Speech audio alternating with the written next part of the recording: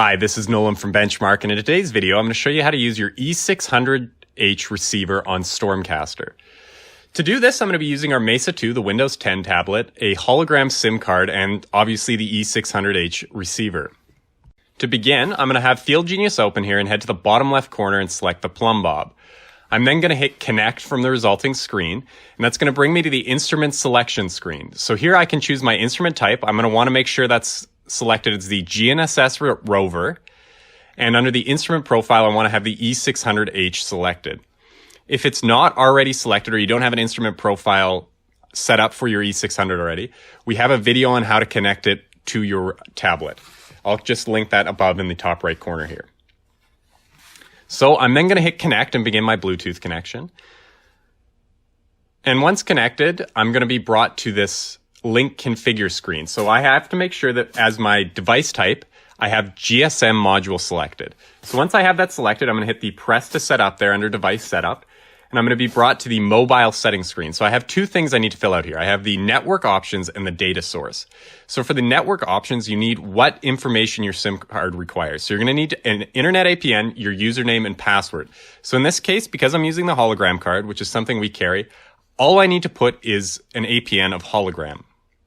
I don't need a username or password for my network options. If I'm using a card like a Rogers card or an AT&T card, I'm going to need those two options. So once I have my internet APN, username, and password properly filled out, I can then move on to the data source, the part where I need to input my information for StormCaster. So I'm going to hit, under N-Trip settings there, I'm going to hit press to modify. And that's going to bring me to the N-Trip Caster screen here. So in this case, I've already created a profile for StormCaster. I filled out the username, the password, the port, the address, all that information. If you do not already have one of these profiles set up, all you have to do is hit add and then enter the information we provide you. It is very simple. All the menus spell out exactly what you need to enter.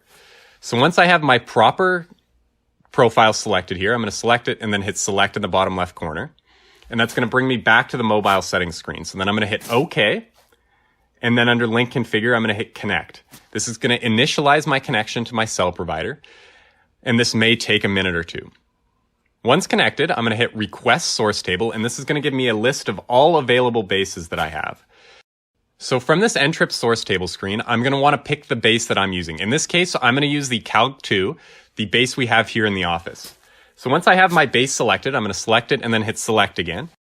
In this second screen here, the N-Trip source table one, I have a correction format and NMEA required dropdown. I'm just going to leave those two as is. If I need a custom solution, I would highly recommend talking to a member of our team, and we should be able to find something that works for you.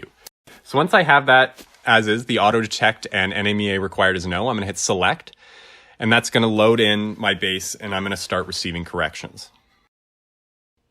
And there we go. If you look there in the right corner, I have an RTK fix.